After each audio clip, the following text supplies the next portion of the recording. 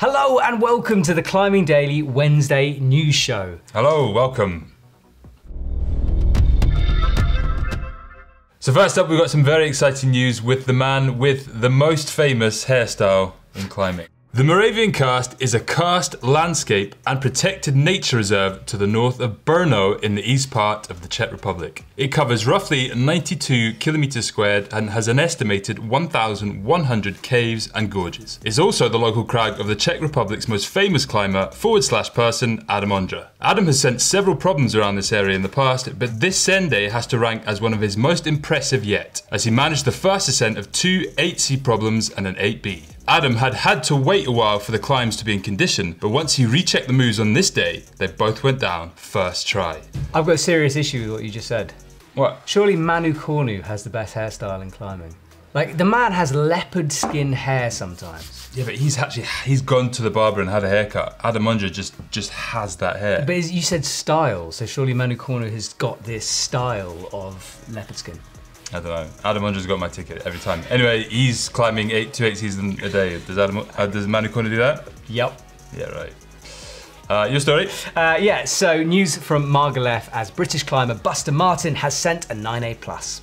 Buster Martin is a 23-year-old climber, usually based in Sheffield in the UK. Buster actually gave up climbing for 4 years while in his teens, saying he needed a break to explore other hobbies and to be a teenager. He's rediscovered his love for climbing and has been climbing hard, including an ascent of Rain Shadow 9A in the UK. He's just climbed First Lay, a bouldery route in Margalef. Buster first attempted the route in January and has returned throughout the year to try it. He had to wait for the good conditions, but eventually everything was perfect for his ascent. There's an Instagram video which I think was probably playing over the top of this, and there's a little caption which says this is actually real time, it's not speeded up, because he just goes for this 9A. Oh, really? It's like, I mean, it is a boulder problem on a rope. I understand he's moving quick, but like, wow, he's moving. He's the second man after Steve McClure to climb, British man to climb 9A+. Yes, that is true. Which is a very impressive stat. Right, next up, we have got some sad news of a death in climbing. Part of the boisterous UK climbing scene in the 1980s and 90s, and an all-round climbing legend, Andy Pollitt sadly died last week at the age of 56 after suffering a cerebral aneurysm. Andy was born in Wales in 1963 and went on to establish and repeat some of the hardest sport and trad routes of the 1980s and 90s, a hugely significant time in the history of British climbing. Some of Andy's most impressive ascents of the time including the Bells, E7 6B at Gogarth, Boot Boys 8A+, and Chimes of Freedom 8A+. One of his most famous ascents was a repeat of Wolfgang Gulich's Punks in the Gym 8B+ 32, the world's first of the grade. It was on the day that he sent that route that he decided to give up climbing and sell his gear. Our condolences go out to Andy's friends and family at this time. So a very sad day in British climbing. Andy was a big part of the film Statement of Youth, which was a Nick Brown and UKC film that came out recently. And if you want to know anything about that period, go and watch that film. It's brilliant and it kind of explains pretty much everything. Something you mentioned about the Bells, that trad route. I've read so many descriptions of that route and it's utterly terrifying, and desperate and dangerous. Like just that alone, what a legend who could have done that. Yeah. Awesome. Now, free climbing the nose in Yosemite is a serious undertaking that doesn't get done often, and it's just seen another ascent. Sebastian Berth is a fairly unknown climber from Belgium. He's dabbled in the IFSC Lead Climbing World Cups, coming 34th in Crange in 2018. Free climbing the nose, which means not pulling on gear during any of the aid sections, is very difficult. Sebastian took 8 days to climb the route, sending the Great Roof Pitch in just 3 goes. Sebastian climbed with his friend Loic Darby, but due to traffic on the route, the climb took longer, and Babsy Zangle tagged in, bringing food and supplies, as well as belaying psych. Sebastian has climbed other hard Yosemite routes, with free climbs of the Heart Route and Free Rider. I'll be honest, I have never heard of him. We got tagged on Instagram and it sort of like drew my attention, but there wasn't enough information last week to talk about it. So it's kind of cool just to, he's someone I've genuinely never heard of. I know I probably should have, but haven't. 8 days to climb the nose, and they would have done it in 6, they reckon, but they just got stuck behind slower parties, so really cool. How many ascents of free ascents of the nose have there been? I was trying to look into that, and it's a little tricky to exactly know, so I didn't want to sort of put my neck out there and stick it. But it was first climber Lynn Hill, so that was like the famous one. What's his name? Jorg Verhoeven did it famously. It was a very good video on La Sportiva. So there has been a few, but it's just, I think also partly just to do with that traffic, it's very hard to get the practice in to do it. But Sebastian also didn't work it from the top. He ground up, worked that route. Wow. So he's really put the effort in, done it kind of in very good ethical Quite traditional style. Exactly, yeah. So that's kind of cool to see. Nice. Okay, we are heading over to Red Rocks now, where Solveig Koher has been sending hard. German competition climber Solveig Koher has made an impressive ascent of Southern Smoke, 8C+, at Red River Gorge. Her first of the grade, as reported by 8A.nu. Solveig has predominantly been a competition climber over the years, winning the German League Cup in 2014. But she has recently set her sights more on outdoor projects, and has been moving through the grades. In May 2019, Solveig climbed her first 8C, Nobody is Perfect, in Vorarlberg, Austria, and quickly followed this with Battlecat 8C/+ in the Frankenjura. The latest ascent marks her out as one to watch for the future. So another strong German climber, Solveig, making the most of her time out in Red Rocks. She's been out there before, sent hard. She's been climbing this year like a whole bunch of routes, 8A and harder. So I said that she's one to watch out for the future. I mean, she's already there. Yeah. She's the future. She is the now.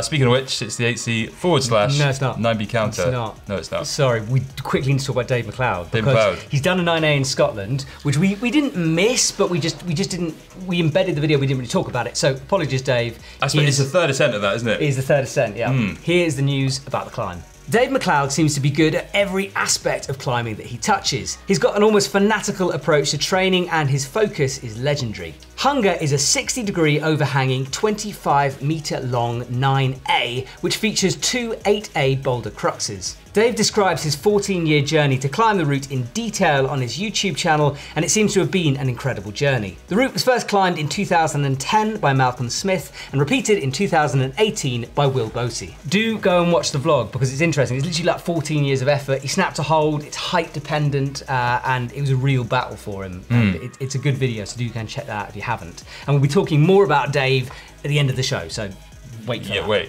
8C, now can I say that? Yeah, you can say that. 8C/9B counter.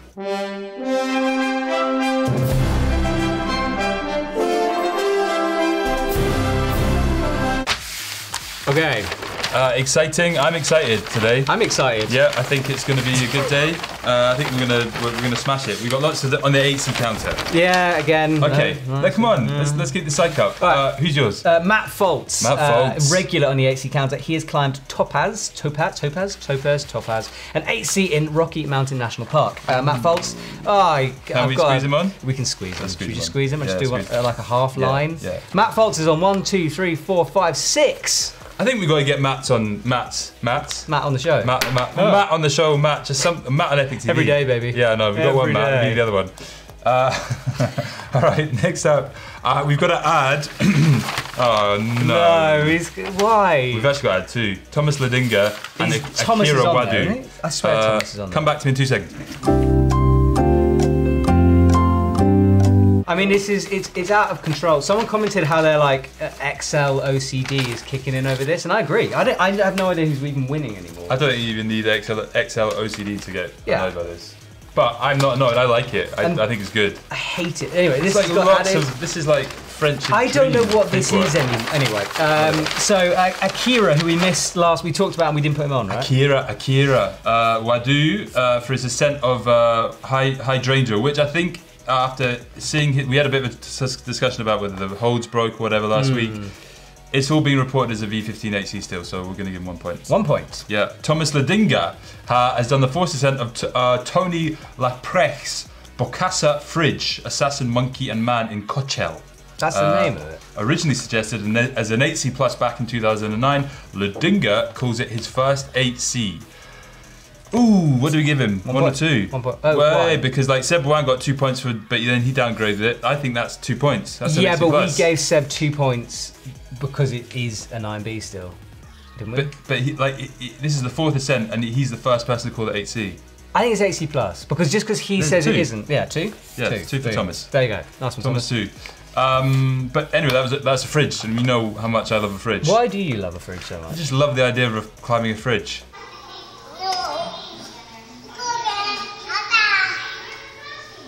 You got any others? No. Yes. No.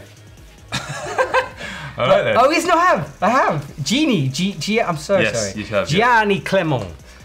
Apologies. He's previously only climbed 8B+, but he's now stepped it up to 8C. He's climbed La Grosse Tarluse in Magic Wood. What's cool about this, right, is it's 40... the name? Yeah, awesome name, which I can't pronounce. But 40 moves long, and at the rest point, he had to use a hot stone. You know, you can heat stones up, put them in chalk bags. You ever done that? Oh, well, no, I've never done that. Yeah, so you can heat a stone up, put them in your chalk bag, and then midway through... Anyway, in his rest, he had a hot stone treatment to warm his hands up because it's so freezing in Magic Wood right now.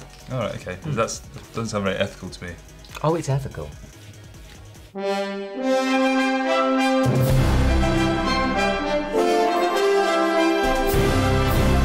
Okay, media. Let's go back to Dave. Yeah, so Dave again. Dave McLeod is a climber who I've never met ever until this weekend, and I slightly fanboyed out over him. I had that conversation where I was like, Dave, I really, really like you. Did you actually say that? I actually said that. I said he's my hero, and I fanboyed hard. What did you hope to get out of that situation by fanboying? I kind of want him to be my dad. Okay, right. Let's talk about his media, because that's less weird. So there's an interview I did with Dave McLeod. It's up on the channel. It's about his new film called Undiscovered, which is a beautiful film shot by Chris Prescott, Dark Sky Media. It's also featuring Natalie Berry, Bob, Captain Bob, the boat dude. Shepherd. It's a cool little interview. It's good. Check out this teaser.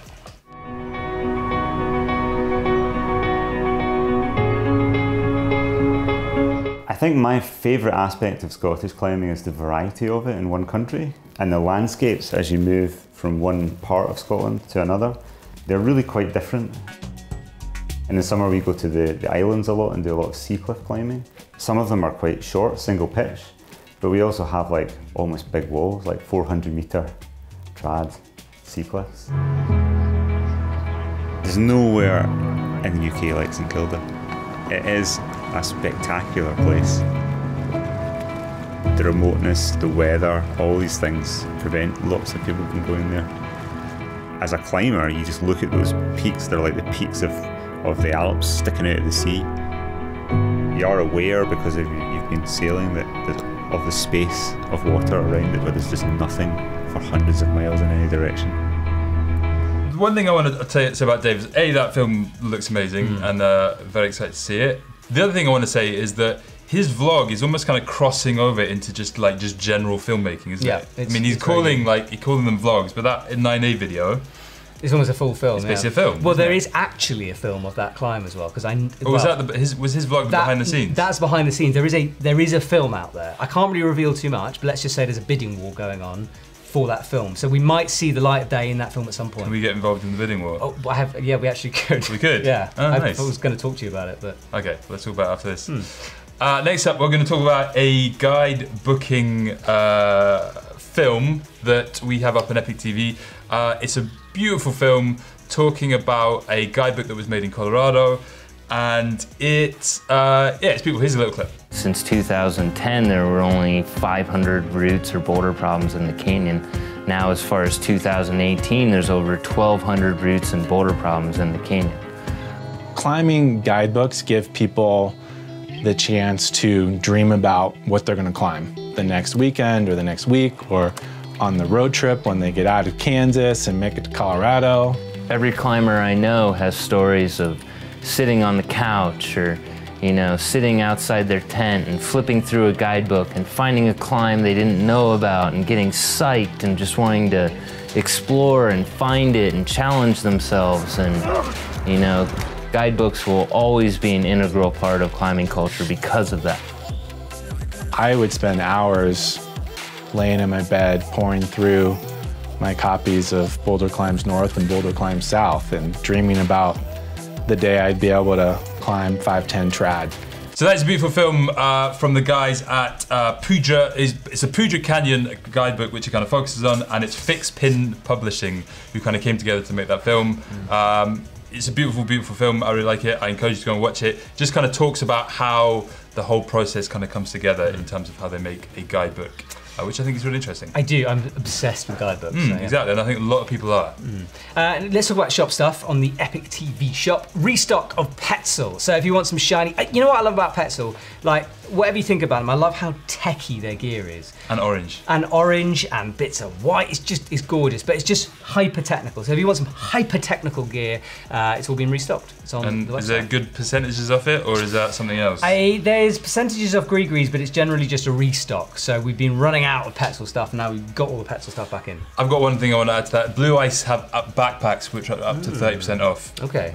So kind of like a pre-Black sale. Black Friday sale. Black Friday little promo. But if you want like a very cool mountaineering backpack, go and check the Blue Ice backpacks out on the EpicTV shop.